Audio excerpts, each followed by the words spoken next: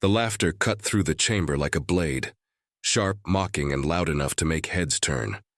Tim Scott leaned back in his chair, shoulders shaking as his smile stretched wider. The kind of laugh meant not just to amuse, but to belittle. Across the room, Representative Jasmine Crockett sat still. Her eyes didn't flicker. Her hands didn't move.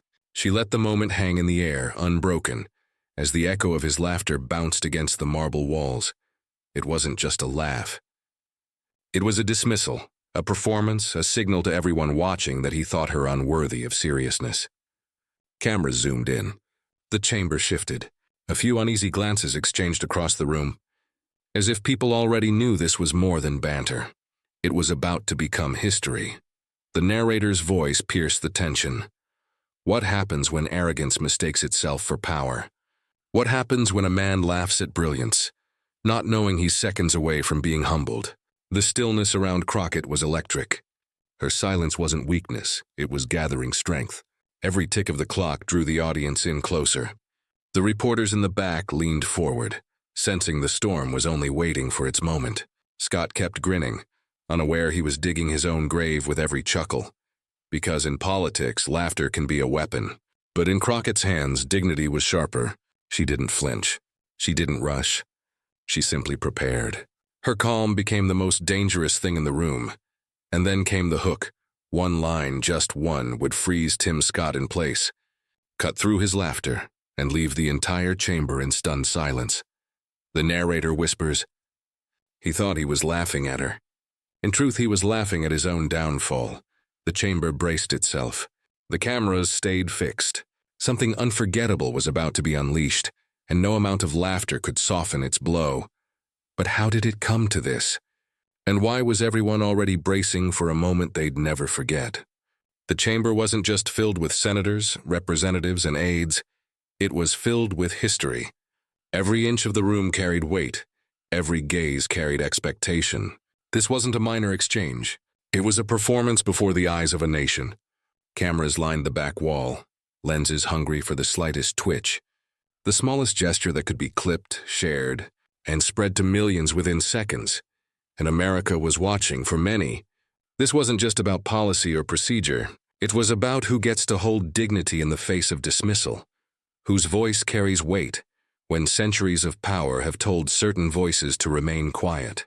Jasmine Crockett, a black woman who had clawed her way into Congress with grit, intelligence, and an unshakable sense of self, sat across from Tim Scott, a man armored with the authority of position and the arrogance of certainty. The cultural stakes loomed larger than the chamber itself. For Crockett, her every word wasn't just hers. It carried the echoes of communities that had long been silenced, overlooked, or laughed at.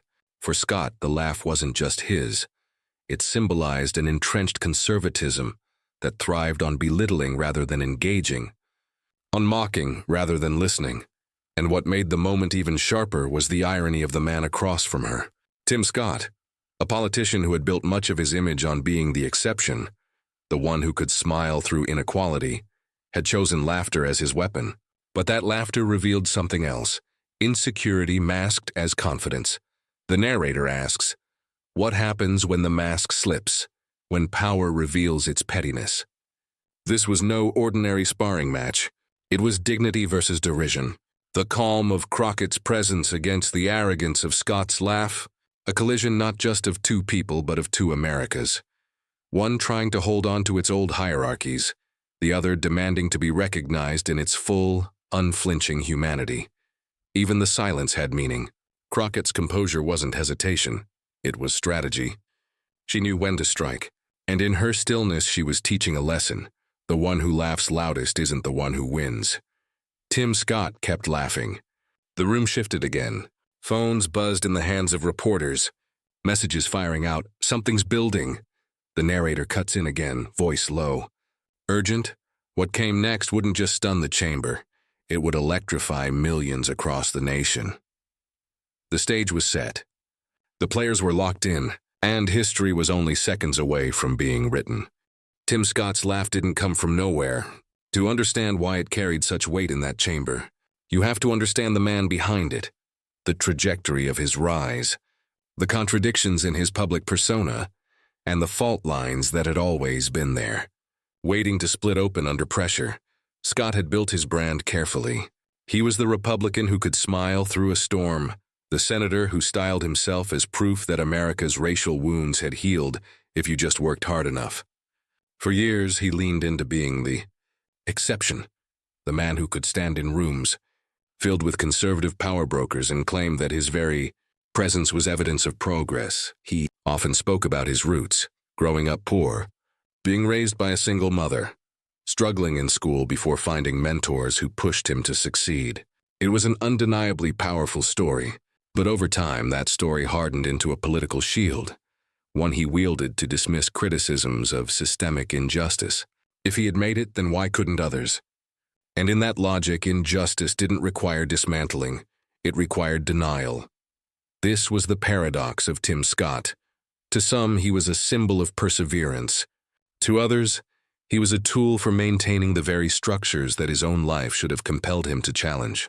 He stood on national stages and declared that America wasn't racist, even as videos of racial injustice flashed across screens. He positioned himself as the reasonable face of conservatism, while aligning with policies that often inflicted the harshest costs on marginalized communities. And then there was his silence. For much of his career, Scott was quiet when moments demanded outrage, muted when history begged for courage. He had perfected the art of waiting things out, of letting controversy roll past him while maintaining a polished, calm veneer. That silence was his armor. It kept him untouchable, respectable, above the fray. But silence only holds for so long. When Scott chose to laugh at Jasmine Crockett, it wasn't the laugh of a man secure in his argument. It was the laugh of someone who'd been rattled. For years, his strategy of smiling through conflict had worked, but Crockett represented something he couldn't easily dismiss. She was young, sharp, unapologetically black, and unafraid to challenge the very narratives he had spent his career protecting. In that laugh was fear disguised as mockery. Fear that his own contradictions would be exposed. Fear that his carefully built armor might finally crack. It wasn't just his politics that hung in the balance. It was his legacy. Because Scott had been floated as a future leader of his party, someone who could soften its edges while maintaining its core. But legacy is fragile, and legacies can collapse in a single viral moment. The chamber didn't hear all of this in his laugh, but they felt it. They felt the shift. The weight of decades of cultivated restraint replaced by something brittle, something mean. It was a reminder that behind every polished facade lies the possibility of collapse, and collapse was coming. The narrator leans in. Because in this chamber, Tim Scott's armor of silence, his shield of denial, his years of careful positioning, all of it was about to crack. And when it did, the world would see the truth he could no longer hide. To understand why Jasmine Crockett's presence carried so much force in that chamber, you have to travel back before the spotlight, before the headlines, before the viral clips that turned her into a political lightning rod. Because Crockett was not shaped in the corridors of Washington. She was forged in the fire of lived struggle. She grew up in a world where silence was not an option. Her family, like so many others, felt the weight of a system that rarely bent in their favor. Bills piled up, opportunities were scarce, and yet, even in that environment, Crockett discovered her voice early. She was the child who spoke up when something was unfair, the teenager who refused to accept the easy explanations of authority figures, the student who debated teachers not for the thrill of winning, but for the principle of truth. Her path to law wasn't inevitable, but it was natural. She didn't choose it out of convenience or ambition. She chose it because injustice was not abstract for her. She saw classmates written off, neighbors criminalized, families broken by policies that treated them as disposable. Law for Crockett wasn't just a profession. It was a weapon, a shield, and sometimes the only language the system would hear. As a public defender in Texas, she carried that weapon into battle daily. It wasn't glamorous. The hours were brutal, the pay barely enough to survive, and the cases heartbreaking. She represented people society wanted to forget. The poor, the addicted, the overlooked. Every day she walked into courtrooms where prosecutors saw statistics instead of stories, where judges treated poverty as a crime, where the machinery of justice churned forward indifferent to human cost. But Crockett never grew indifferent. She fought with a fire that caught attention. Not because she was loud, but because she was relentless.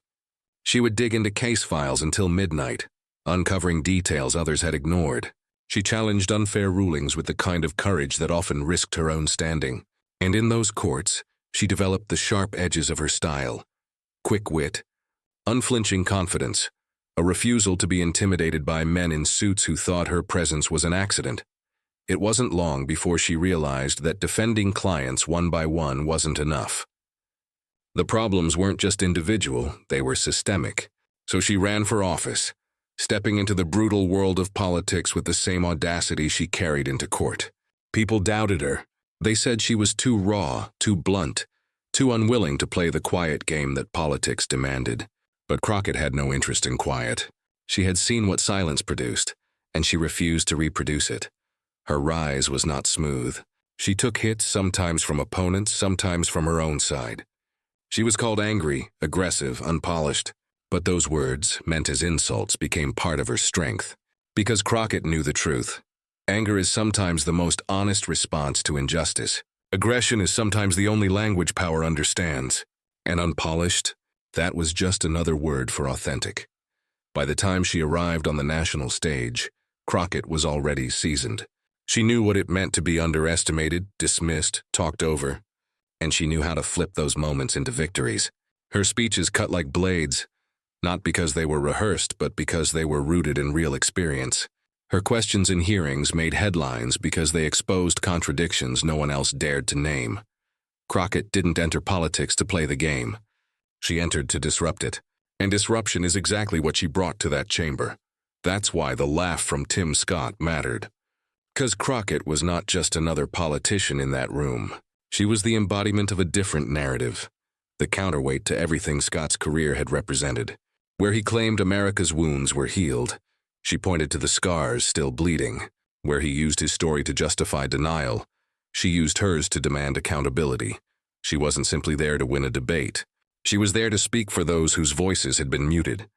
Every sentence carried echoes of courtrooms where her clients had been dismissed, echoes of families torn apart, echoes of a childhood where silence was survival. And in that chamber, Crockett's presence radiated something Scott couldn't imitate, authenticity forged in struggle. She was not performing, she was not posturing, she was living her truth in real time, and that truth had a power that shook even the most practiced political figures. The narrator tightens the frame. This was the energy Jasmine Crockett carried into every confrontation, the energy of someone who had been told 1,000 times to sit down, stay quiet, play nice. And every time she chose instead to rise, to speak, to fight. In this chamber, against Tim Scott, that choice would set history in motion. The chamber was tense, the kind of tension that hums just beneath the skin. It wasn't just a hearing, it was a showdown. Tim Scott leaned back in his chair, a practiced calm masking the calculation in his eyes. He had deployed his laugh like a weapon, dismissive and cutting, as though Crockett's very presence was some kind of punchline. But Crockett didn't flinch. If anything, that laugh sharpened her focus. The moderator's question had barely left the air before Scott seized the floor again. He spoke with the rhythm of someone who had rehearsed the lines 100 times before the mirror. America, he insisted, had moved past its darkest chapters. Racism, exaggerated. Inequality, overstated. The real problem, he suggested, was people like Crockett, those who kept dragging the nation backward by daring to speak the inconvenient truth. His words drew murmurs from the room, a ripple of discomfort even among those who might have agreed with him privately. Scott's tone was smug, almost daring anyone to challenge him. That's when he made the fatal pivot. He gestured toward Crockett, dismissing her with a wave of his hand, and said, "People like her, they profit off division. They thrive on keeping wounds open." The insult wasn't just personal. It was historical. It was the kind of dismissal that echoed centuries of attempts to silence women, people of color, truth-tellers, and Crockett understood the weight of it instantly. She let a beat of silence hang in the air, letting Scott's words linger like smoke before she spoke. Her eyes locked on him, calm, deliberate. "So, She began slowly, her voice steady. You think the truth about injustice is the problem, not the injustice itself? The room shifted. A murmur, heads turned. Even Scott seemed caught off guard by the precision of her response. He tried to laugh it off again, the same hollow chuckle that had started this exchange. Congresswoman, he replied, we can't move forward if all we ever do is dwell on the past. People are tired of being told America is broken. But Crockett didn't let him off the hook. Her voice carried now, not loud but resonant, the kind of voice that forces people to lean in rather than tune out. She began laying out fact after fact. Incarceration disparities, wage gaps, healthcare inequities, all punctuated with the reminder that ignoring wounds doesn't heal them. It infects them. Scott interrupted, trying to regain control. That's the problem. You just want to make everything about race, everything about grievance. And that's when Crockett leaned forward, her tone cutting through his interruption with surgical precision. No, what I want is honesty. What I want is for leaders like you to stop pretending that laughing at reality makes it disappear. The chamber stilled. Even the cameras seemed to pause, as though they understood a turning point had arrived. Scott tried again, his voice rising now, betraying the first cracks in his composure. You're twisting my words. But Crockett didn't need to raise her voice. That was her power. She stayed calm, steady in command. I don't need to twist your words. They twist themselves. Because when you laugh at injustice, when you dismiss the struggles of millions of Americans as dwelling on the past, you're not showing strength. You're showing weakness. The murmurs swelled now, no longer discomfort, but recognition. Something was shifting in real time. The narrator's voice weaves in. This was the escalation. Scott rattled, trying to laugh away reality. Crockett composed, forcing him to confront truths he'd built a career sidestepping. The chamber was no longer neutral ground. It had become an arena, and the balance of power was beginning to tilt. But Crockett wasn't finished. She ended her volley with a pause, a silence heavy enough to draw every ear closer. If the truth makes you uncomfortable, Senator, that says more about you than it does about me. The cliffhanger hung in the air. Scott's face tightened, his laugh gone. And the audience, both in the chamber and watching beyond, knew. The real counterattack hadn't even begun. The silence that followed was suffocating, not the gentle hush of a respectful chamber, but the charged quiet of people holding their breath, waiting for the blow they suspected was coming. Scott's laugh had evaporated, replaced with a tightened jaw and darting eyes that betrayed more than he would ever admit. He had gone in certain of his dominance, yet here he was, exposed, teetering. And Jasmine Crockett knew it. She straightened her posture, not as a threat, but as a statement of presence. Her calm radiated a power that filled every corner of the room. When she spoke, it was not hurried, not reactive. It was measured, deliberate, like a blade unsheathed slowly for maximum effect. Senator, she began, her voice carrying a steadiness that demanded silence. You seem to think acknowledging America's flaws is the same as hating America. But let me remind you, real patriotism is not blind loyalty. It's the courage to confront the truth. Her words landed heavy, and heads across the chamber turned. Camera zoomed closer. Every syllable was deliberate, every pause a masterclass in timing. Scott tried to interject, his hand twitching toward his microphone. Now hold on. But Crockett didn't break stride. Her tone sharpened, though her volume never rose. You laugh at the struggles of families who can't afford health care. You dismiss the fears of mothers watching their children pulled over by police. You wave away the stories of workers who do twice the labor for half the pay. That laugh, Senator, it isn't strength. It's arrogance. It's the privilege of pretending pain doesn't exist because it isn't yours. A gasp rippled through the audience. The kind of gasp people make when they know they've just heard something historic. Scott shifted uncomfortably in his seat. His composure was faltering, the mask slipping. Crockett let the moment breathe before she struck again. You say America has moved on. But tell me, moved on for who? For the family forced to choose between rent and medicine? For the young man denied opportunity because of his name? For the community that still watches toxic factories dumped in their neighborhoods while wealthier districts remain untouched? The weight of her questions hung unanswered. Scott swallowed hard, lips pressed into a thin line. The laugh that had seemed so confident minutes earlier now felt distant, like an echo from a man out of his depth. Then Crockett delivered the pivot. She leaned forward slightly, her eyes locked on Scott, her voice softening into something even more devastating. Conviction. "The truth is, Senator, people like you would rather silence the messenger than face the message. But dignity doesn't bend to dismissal, and I will not apologize for fighting for voices this chamber tries so hard to ignore." The audience was no longer neutral. Phones in the gallery lifted, capturing the moment. Clips were already being sent, uploaded, shared. The chamber's walls could not contain the eruption about to unfold. Scott leaned toward his mic again, his voice tinged with frustration. "Congresswoman, you're grandstanding."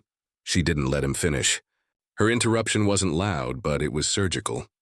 "Grandstanding?" She repeated, her eyebrow arched. "If telling the truth is grandstanding, then maybe the problem isn't the truth.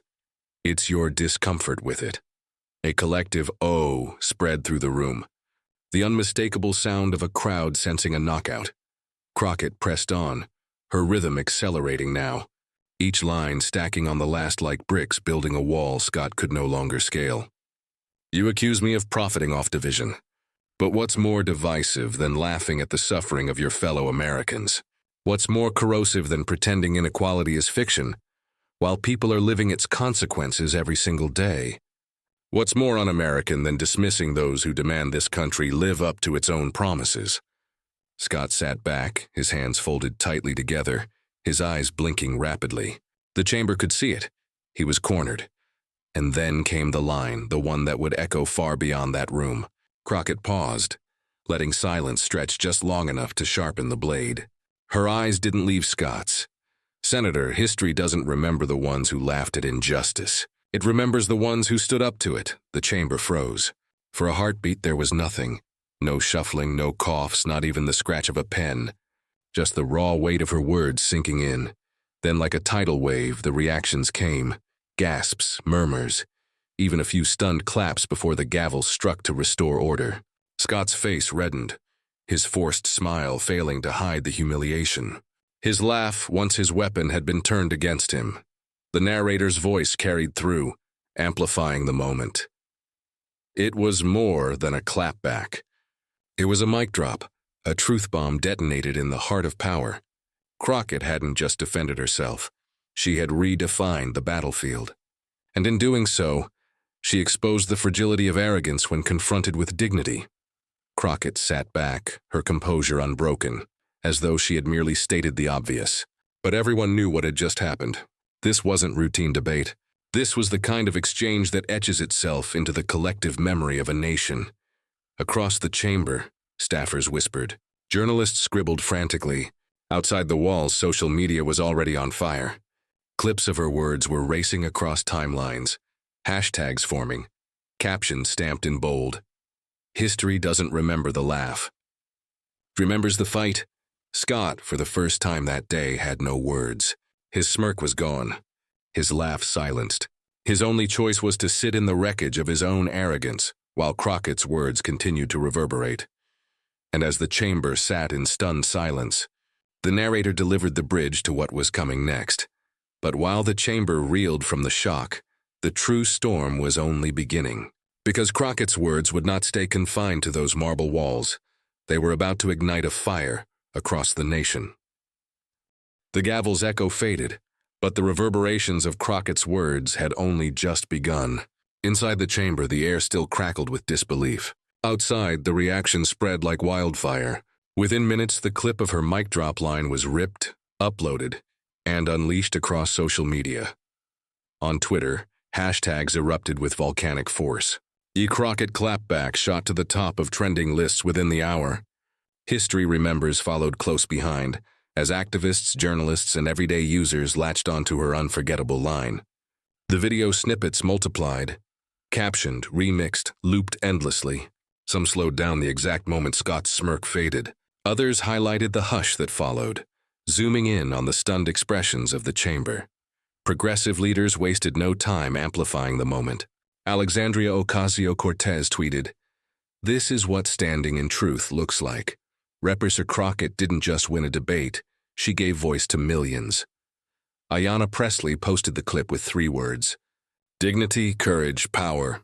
Even moderates, often hesitant to weigh in, acknowledge the gravity. A centrist commentator on MSNBC admitted on air, "It's rare to see a sitting senator so thoroughly outmatched in real time." The memes came next.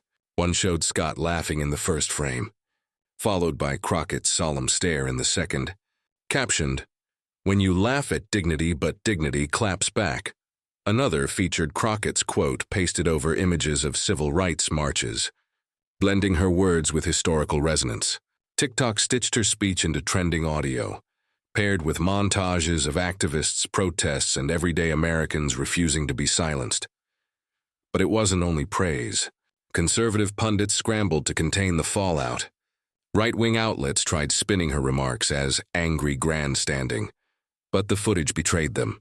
Her calm, measured delivery contrasted too sharply with Scott's forced laughter. Even viewers predisposed against her admitted something about the exchange felt different, undeniable. A viral comment under a conservative clip read simply, "If this is anger, maybe we need more of it." In community spaces, the moment took on life beyond politics.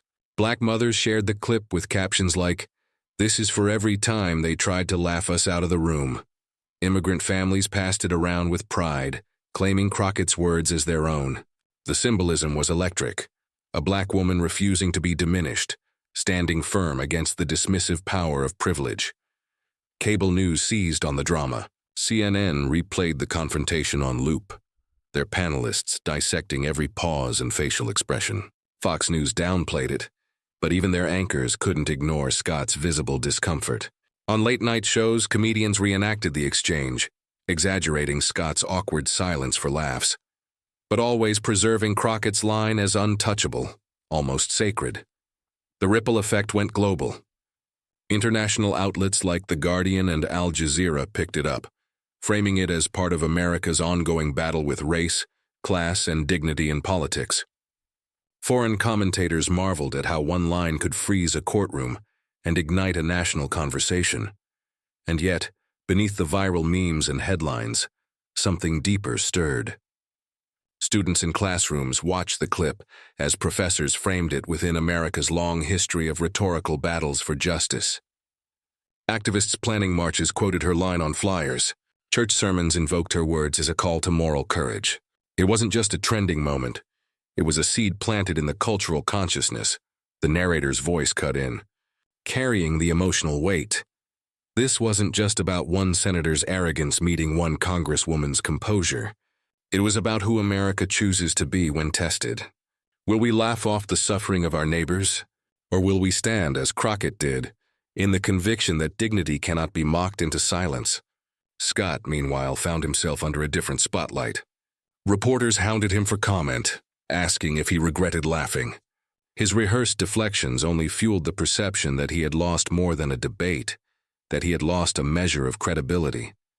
The chuckle that once seemed harmless now lived in infamy, clipped forever next to Crockett's devastating response. As the days rolled on, the wave only swelled. Opinion pieces dubbed Crockett's line the quote of the year. Activist groups turned it into merchandise, shirts, posters, stickers, proceeds funding voter registration drives. On college campuses, students wore her words on hoodies, marching into classrooms as if to say the fight continues. And we carry it forward. And yet, for all the noise, the true impact was quieter, more profound. In living rooms and small gatherings, families replayed the clip not just for entertainment, but for validation. People who had felt dismissed, laughed at, belittled, suddenly saw themselves reflected in Crockett's poise and power. The narrator sealed the section with a cliffhanger.